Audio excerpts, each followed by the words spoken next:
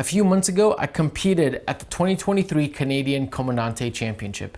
Now we had to brew some mystery coffee and we used both the Kalita and the Aeropress. For the first round, we used the Kalita. For the second round, we used the Aeropress. And for the final round, it was a coin toss between the two. And it happened to land on the Aeropress. This is my Aeropress recipe that won me the 2023 Canadian Comandante Championship. Let's get into this. For this recipe, you're not gonna need a whole lot of gear. You need the Aeropress, you need a scale, you need a grinder. Today I'm gonna be using the Comandante X25 Trailmaster, and then we're gonna need a kettle. Now for the kettle, you don't need a gooseneck kettle. Any kettle will do, and preferably one that you can set a specific temperature on. And finally, you're gonna need a delicious coffee to brew. Oh, and one last thing, you're gonna need some kind of stir stick. Now, I don't have a stir stick with me, so I'm just gonna use a spoon. Today, we're gonna be aiming for a 1:16 ratio. We're gonna be using 13 grams of coffee to about 280 grams or milliliters of water.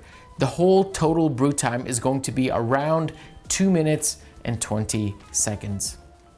In terms of grind size, well, on the Comandante, you can go to 12 clicks, just the normal clicks, not the red clicks. So 12 clicks on the Comandante.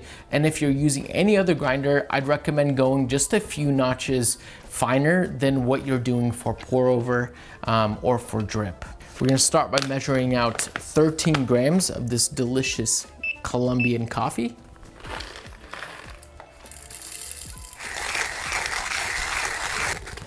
Once you have your coffee ground, we're gonna do an inverted Aeropress method. So go ahead and just barely place the chamber inside like this, just so it can hold. Now for the water, we're using 200 degrees Fahrenheit and 94 degrees Celsius.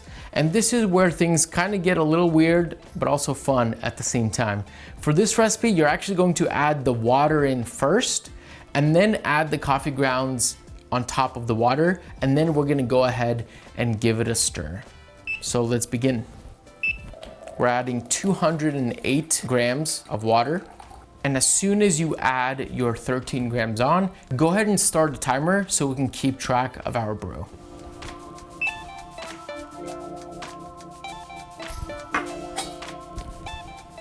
As you stir, go ahead and try to make sure that all your grounds are wet. Make sure there aren't any dry spots, and you're gonna stir for 15 seconds. Once your timer hits the minute 40 mark, you're gonna turn over your Aeropress, give it a swirl for about 5 seconds, and then you're ready to plunge. We're gonna plunge from about 1:50 to about 2 minutes and 20 seconds. So about a 30-second plunge. We're not going too fast or too slow on this plunge. Just make sure your force is fairly consistent. So I was about 3 seconds too slow on that, but that shouldn't play a big role here. Give it the sniffy sniff here. Wow, it is very, very aromatic. Let's go ahead and give this a try.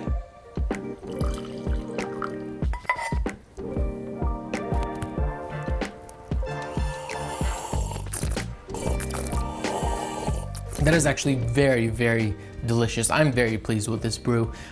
Getting a lot of cherry, strawberry, a little bit of lime, nice sweetness, nice acidity, nice balance. Doesn't taste sour, doesn't taste bitter. This is a good time to reevaluate your grind size.